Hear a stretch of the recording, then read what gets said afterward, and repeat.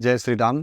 आज के समय में हर व्यक्ति के मन में एक बड़ी शंका होती है कि वह नौकरी करे कि व्यापार करे। ज्योतिष शास्त्र में नौकरी और व्यापार के संदर्भ में एक बड़ा ही सुंदर और रोचक सूत्र दिया है कि आप अपनी कुंडली से एकदम आसानी से जान सकते हैं कि आपके लिए व्यापार अच्छा रहेगा कि नौकरी करना अच्छा रहेगा, और उस हिसाब से आप अपने जीवन के करियर को चुन सकते हैं। इसके लिए आपको केवल और केवल कुछ ही चीज़ों का ज्ञान होना आवश्यक है।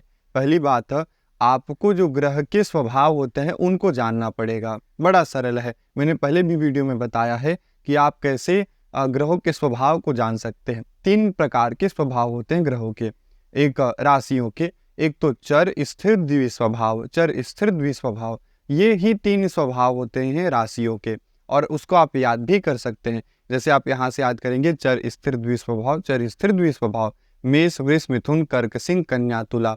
इस प्रकार से आपको केवल यही याद होना चाहिए कि कौन सा जो राशि है वो किस स्वभाव का होता है। उसके बाद अपनी कुंडली में आपको केवल ये देखना है कि आपकी कुंडली में जो ज़्यादा ग्रह हैं वो किस प्रकार के राशि में पढ़ते हैं, चर में पढ़ रहे हैं कि स्थिर में पढ़ रहे हैं कि द्वि स्वभाव में पढ़ रहे हैं।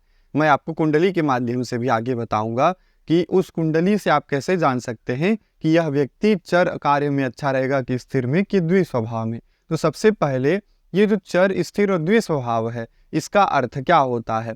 तो अगर आपकी कुंडली के चर राशियों में ज़्यादा ग्रह हैं, इसका अर्थ ये है कि चर का अर्थ ही होता है स्वतंत्र होना या चलते रहना। तो ऐसा व्यक्ति जिसकी कुंडली के अगर चर राशि में ज़्यादा ग्रह हैं, वो व्यक्ति व्यापार अच्छा कर सकता है, स्वतंत्र काम अच्छा कर सकता है। जिस काम में रोज बुद्धि लगता है, जिस काम में हमको बहुत ज़्यादा चालाकी लगता है, जिस काम के लिए हम लोगों को हर रोज सीखते रहना पड़ता है, ऐसे जो है वो चर राशियों का स्वभाव होता है। दूसरा स्थिर।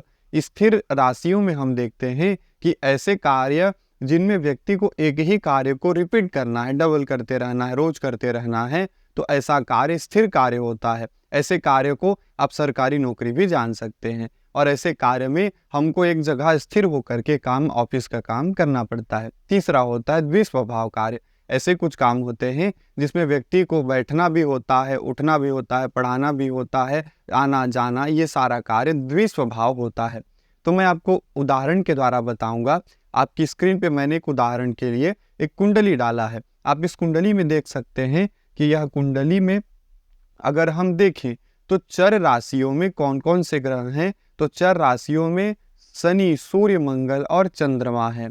आप देखेंगे कि 1 नंबर की जो राशि है उसमें 3 ग्रह हैं, शनि, सूर्य, मंगल। और मेष राशि क्या है? चर राशि है। तो इस चर राशि में शनि, सूर्य, मंगल है, और साथ में ही साथ 4 नंबर की राशि अर्थात वो भी चर राशि है, तो उसमें चंद्रमा है।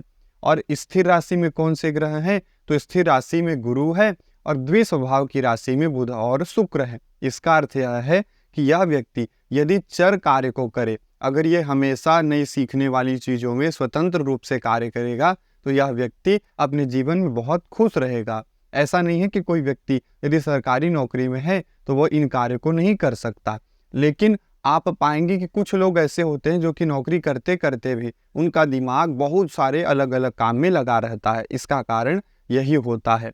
यह कुंडली आप देख करके जान सकते हैं कि यह व्यक्ति यदि जीवन में स्वतंत्र कार्य करे तो अच्छा काम करेगा ही करेगा। दूसरी कुंडली मैंने आपके लिए एक स्क्रीन पे आपको दिखाता हूँ। इस कुंडली में देखेंगे तो इस कुंडली में चर राशि में देखें तो 2 ग्रह हैं, शुक्र और शनि हैं। और स्थिर राशि में कौन कौन से ग्रह हैं? तो चंद्रमा और गुरु हैं। और द्विस्वभाव राशि में 3 ग्रह हैं, मंगल, सूर्य और बुध।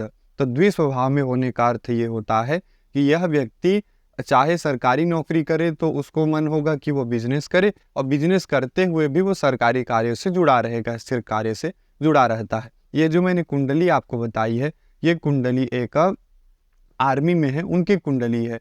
ये व्यक्ति रहने के लिए आर्मी में है, इनका कार्य चर इस स्वभाव का कार्य है, लेकिन फिर भी इनका मन हमेशा होता है कि ये किसी ऑफिस में काम करते, कहीं एक जगह रह करके काम करते, और इसी प्रयास में ये हमेशा लगे रहते हैं। तो हम अपनी कुंडली से बिल्कुल आसानी से जान सकते हैं कि हमारे जीवन में हम किस काम से ज़्यादा खुश रहेंगे।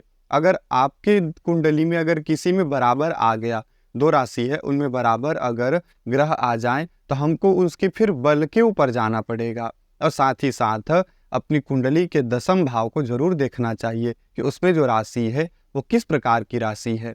और भी डिटेल में अगर आप जानना चाहते हैं तो आप तत्वों के द्वारा भी अपने व्यापार और सरकारी नौकरी के योग को जान सकते हैं। अधिक जानकारी के लिए आप चैनल में और भी वीडियो हैं, और मुझसे व्यक्तिगत मिलने के लिए भी, व्यक्तिगत बात करने के लिए मैंने अपनी पोस्ट पर अपना फ़ोन नंबर दिया, आप उससे भी संपर्क कर सकते हैं।